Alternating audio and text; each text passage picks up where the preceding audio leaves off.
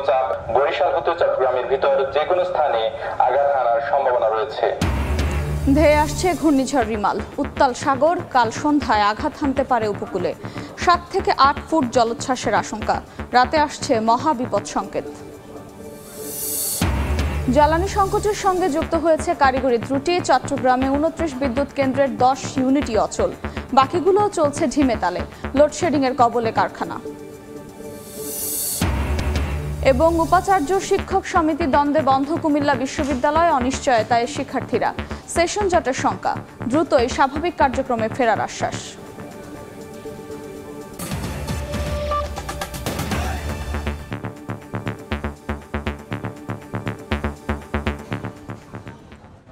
আমন্ত্রণ সময় সংবাদের নিয়মিত আয়োজন বিভাগীয় সময়ে। থাকছি সপ্তাহের 7 দিন ভিন্ন ভিন্ন বিভাগের সংবাদ নিয়ে।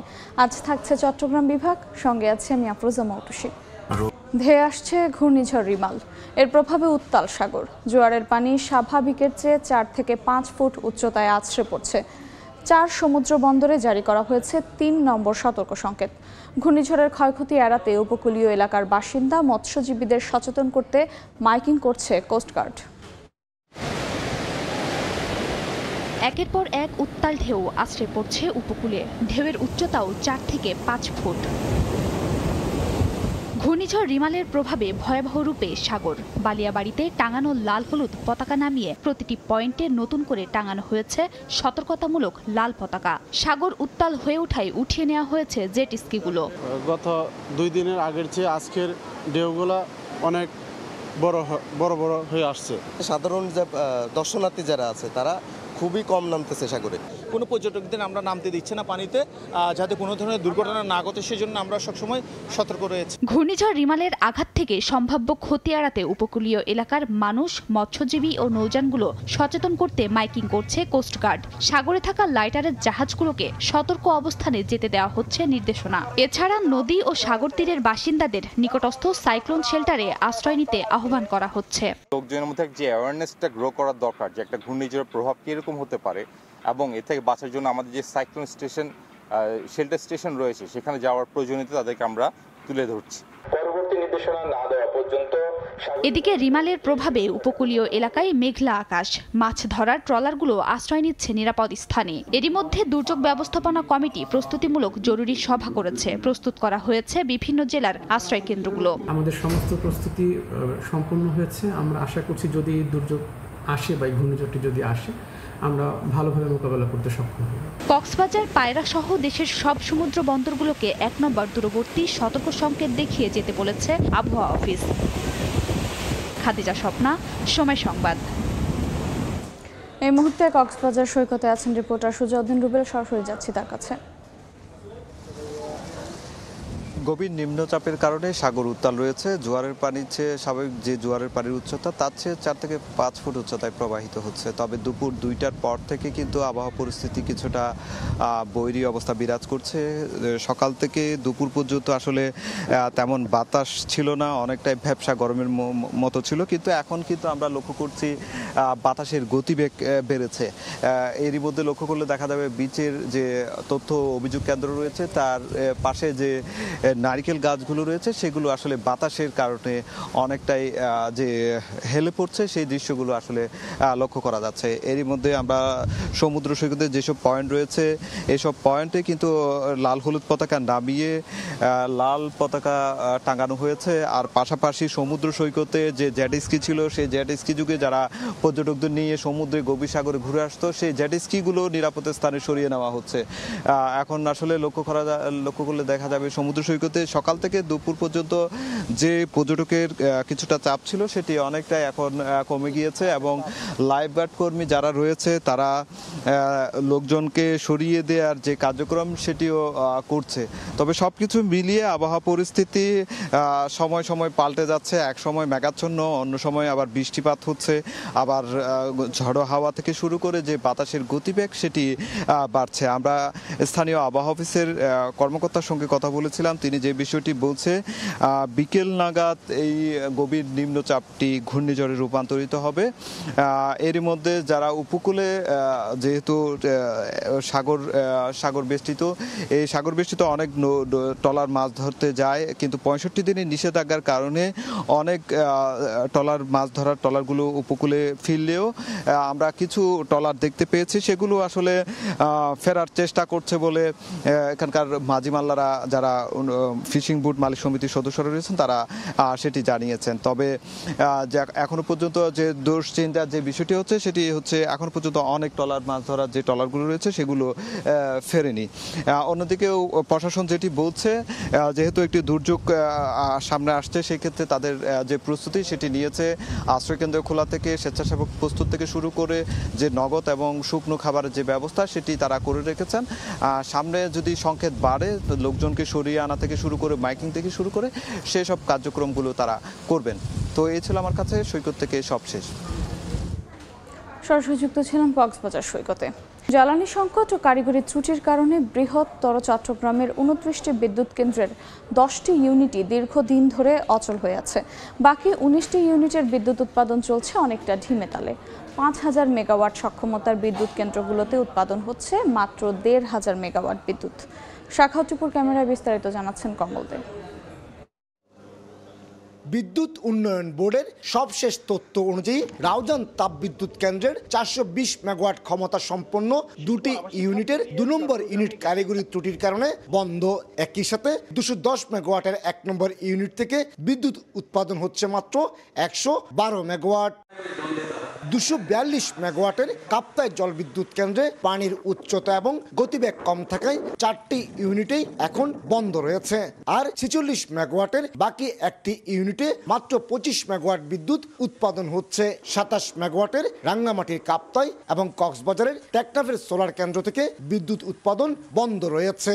প্রথমত জ্বালানির সংকট, জ্বালানি তারা যদি পর্যাপ্ত জ্বালানি পায় তারা সবাই তাদের সক্ষমতা আছে, প্রত্যেকেরই সক্ষমতা আছে, প্রত্যেকেই জ্বালানি হয়তো দিতে পারবে। শুধুমাত্র চট্টগ্রামে 1291 মেগাওয়াটের বিপরীতে 1409 মেগাওয়াট বিদ্যুৎ উৎপাদন হচ্ছে বলে দাবি পিডিবির। কয়লা এবং জ্বালানির যে একটা সংকট রয়েছে সে সংকটটা দূরীভূত করা প্রয়োজন, কারণ বিদ্যুতের তো দাম তো আমরা বাড়িয়েছি। হাজার হাজার কোটি টাকা খরচ করে সরকার বিদ্যুৎ কেন্দ্র গড়ে তুলল, জ্বালানি সংকট সহ কারিগরি ত্রুটির কারণে তা সুফল পাচ্ছে না দেশের মানুষ। আর ভাড়া করা বিদ্যুৎ কেন্দ্রগুলো বকেয়া বিল না পেয়ে উৎপাদন কমিয়ে দিয়েছে বলে অভিযোগ উঠেছে।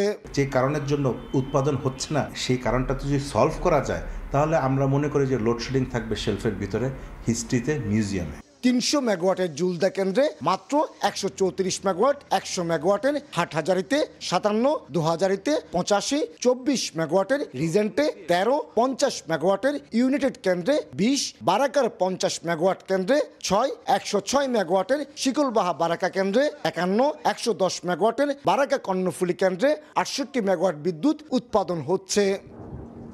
বৃহত্তর চট্টগ্রামের 29টি কেন্দ্রে বিদ্যুৎ উৎপাদন সক্ষমতা রয়েছে 5000 মেগাওয়াটের বেশি। আর এসব বিদ্যুৎ কেন্দ্র পরিচালিত হয় পানির পাশাপাশি কয়লা এবং জ্বালানি তেলের মাধ্যমে। কিন্তু যান্ত্রিক ত্রুটিসহ নানা জটিলতায় এসব কেন্দ্র পূর্ণ সক্ষমতায় বিদ্যুৎ উৎপাদন করতে পারছে না।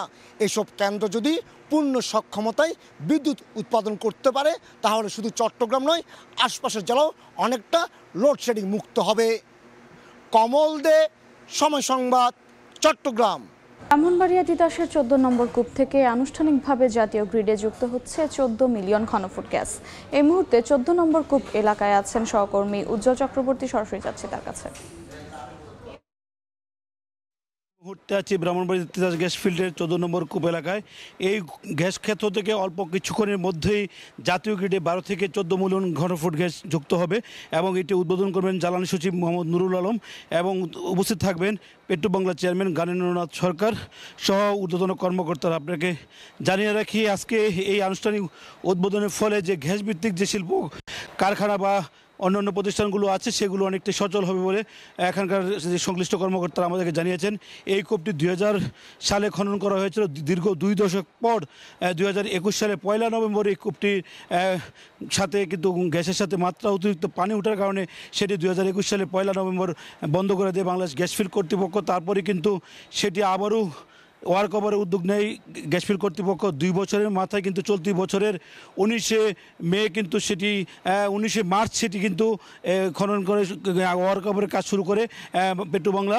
এরপরে কিন্তু সেটি 2 মাস পর গত 21শে মে সেটি থেকে পরীক্ষামূলকভাবে গ্যাস উত্তোলন শুরু হয়। সংশ্লিষ্টরা জানিয়েছেন প্রথমে এই গ্যাস ক্ষেত্র থেকে 12 থেকে 14 বিলিয়ন ঘনফুট গ্যাস জাতীয় গ্রিডে যুক্ত করা হবে। এরপরে এইটার যে সার্বিক যে গ্যাসের প্রেশার বিবেচনা করে সেই মাত্রা আরও বাড়ানো হতে পারে বলে তারা আমাদেরকে জানিয়েছেন। আপনাকে জানিয়ে রাখি তিতাস গ্যাস ফিল্ডের অধীনে মোট 27টি কূপ রয়েছে। সেই কূপগুলোর মধ্যে এখন পর্যন্ত 24টি অর্থাৎ এই 14 নম্বর কূপ নিয়ে 24টি কূপ কিন্তু সচল আছে, বাকি 3টি এখনও অসচল অবস্থায় আছে। সেগুলো কিন্তু ওয়ার্ক ওভারের উদ্যোগ নেওয়া হবে বলে আমাদেরকে জানানো হয়েছে। অল্প সময়ের মধ্যে কিন্তু এখানে যে জ্বালানি সচিব তিনি কিন্তু তিতাসের 14 নম্বর কূপের উদ্বোধনী পরপরই কিন্তু সেটি জাতীয় গ্রিডে এখান থেকে কিন্তু 12 থেকে 14 মিলিয়ন ঘনফুট গ্যাস জাতীয় গ্রিডে যুক্ত হবে। তো সার্বিকভাবে এই ছিল আমার কাছে ব্রাহ্মণবাড়িয়া তিতাসের 14 নম্বর কূপ থেকে গ্যাস সরবরাহের সর্বশেষ তথ্য। উপাচার্য ও শিক্ষক সমিতির দ্বন্দ্বে বন্ধ কুমিল্লা বিশ্ববিদ্যালয়, সেশন জটের শঙ্কায় শিক্ষার্থীরা। শিক্ষক সমিতি কঠোর অবস্থানে থাকলেও প্রশাসন বলছে সংশ্লিষ্টদের সঙ্গে কথা বলে দ্রুতই স্বাভাবিক হবে বিশ্ববিদ্যালয়ের কার্যক্রম। বাহার রায়হানের ছবিতে ইশতিয়াক আহমেদের রিপোর্ট। প্রতিনিয়ত শিক্ষার্থীদের পদধ্বনিতে মুখরিত থাকত কুমিল্লা বিশ্ববিদ্যালয়ের ক্যাম্পাস। সেখানে আজ নেই কোনো শিক্ষার্থীর পদধূলি। কবে নাগাদ ক্যাম্পাসে ফিরবে শিক্ষার্থীরা সেটাও অজানা। কবি শিক্ষক সমিতি ও প্রশাসনের দ্বন্দ্বের কারণে 30 এপ্রিল সিন্ডিকেটের সিদ্ধান্তে প্রশাসনের নির্দেশনায় বন্ধ হয় কুমিল্লা বিশ্ববিদ্যালয়। প্রশাসনের সিদ্ধান্ত প্রত্যাখ্যান করে শিক্ষার্থীদের কিছু অংশ হলে থেকে গেলেও অনেকে আবার হল ছেড়েছেন। যে জায়গায় মাস্টার 1 বছর ছিল, এখন নতুন সিলেবাস সেটা 1.5 বছর, কিন্তু এই মুহূর্তে যে জোটটা তৈরি হচ্ছে সেটার জন্য কিন্তু আমার 2 বছরও লাগতে পারে। এদিকে উপাচার্যের পদত্যাগের এক দফা দাবি নিয়ে অবস্থান কর্মসূচি পালন করছেন শিক্ষক সমিতি। আমাদের উপর যে ধরনের হামলা করেছে এগুলো সুষ্ঠু তদন্ত সাপেক্ষে বিচার হোক। তবে সংশ্লিষ্টদের সঙ্গে কথা বলে দ্রুত বিশ্ববিদ্যালয়ের কার্যক্রম স্বাভাবিক হবে জানান বিশ্ববিদ্যালয়টির উপাচার্য। বিশ্ববিদ্যালয় আমি তাড়াতাড়ি খুলে দিতে চাই, বিশ্ববিদ্যালয় আমি একদিনও বন্ধ রাখতে চাই না। আমি চাই না যে আমার শিক্ষার্থীরা কোনোভাবেই কোনো ধরনের আমাদের যে কোনো কারণেই হোক না কেন বিশ্ববিদ্যালয় বন্ধ থাকুক এবং তারা ক্ষতিগ্রস্ত। কুমিল্লা বিশ্ববিদ্যালয়ে সব কার্যক্রম বন্ধের ঘোষণায় এখন পর্যন্ত 5টি বিভাগের 8টি চূড়ান্ত পরীক্ষা স্থগিত করা হয়েছে। ইশতিয়াক আহমেদ, সময় সংবাদ, কুমিল্লা।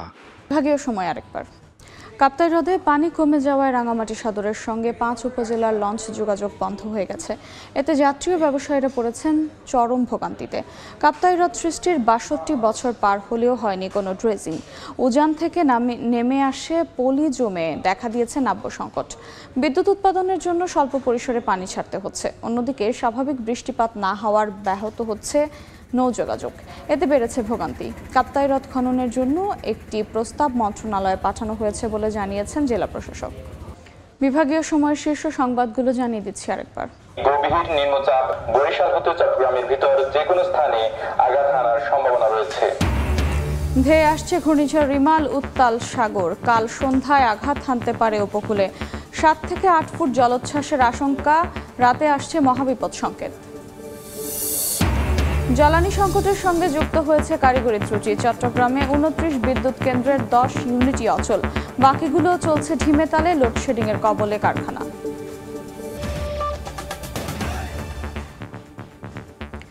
এই ছিল বিভাগীয় সময়। আগামীকাল থাকবো সিলেট ও ময়মনসিংহ বিভাগের আয়োজন নিয়ে। এরপর আন্তর্জাতিক সময়ের সঙ্গে থাকবেন তোহা খান তামিম। মৌটুসী, আপনাকে ধন্যবাদ। আন্তর্জাতিক সময় নিয়ে ফিরছি কিছুক্ষণ পরে, সঙ্গে থাকুন সময়ের।